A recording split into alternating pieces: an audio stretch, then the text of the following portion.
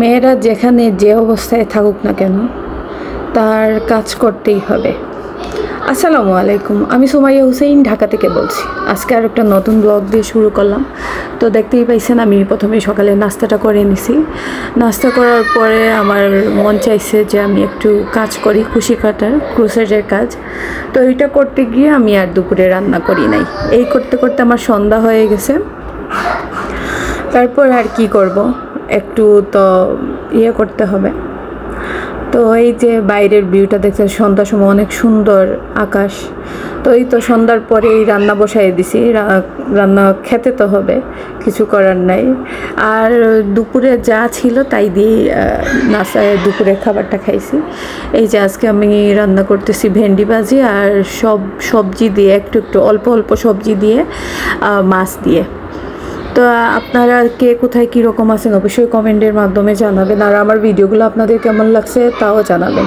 তো এগুলো করতে করতে আমার বাচ্চাদের ভুক লেগে গেছে। তো যেহেতু ড্রাগন ছিল, ড্রাগন নিয়ে আসছিল, পরে ভাবলাম যে একটু ড্রাগনটা দেয়, আর ওরা ড্রাগন দেখেই বলতেছে যে আমরা এটা খাবো।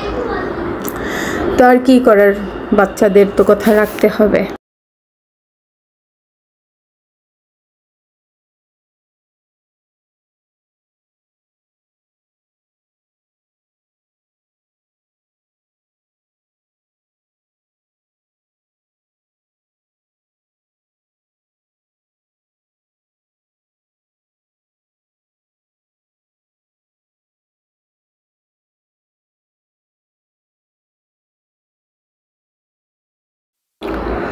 পরে এই তো ওদের ড্রাগনটা কেটে দিলাম। আর আজকে যেহেতু সন্ধ্যায় কোনো নাস্তা আমি করি না, বানাই নাই, যেহেতু রান্না বসাইছি, আর ভাবলাম তাহলে এইটা দিয়ে দেই ফাঁকিবাজি।